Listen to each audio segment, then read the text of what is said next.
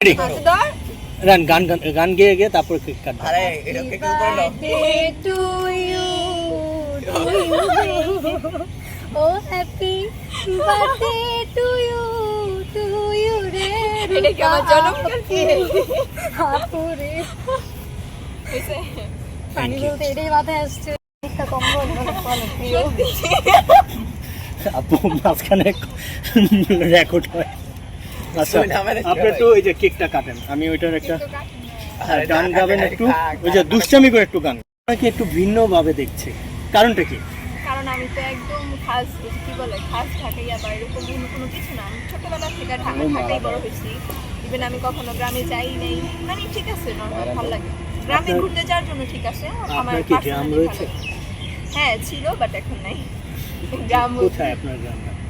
গ্রাম কোথায় তাও জানি না, ও কি জানি একটু বলছিল।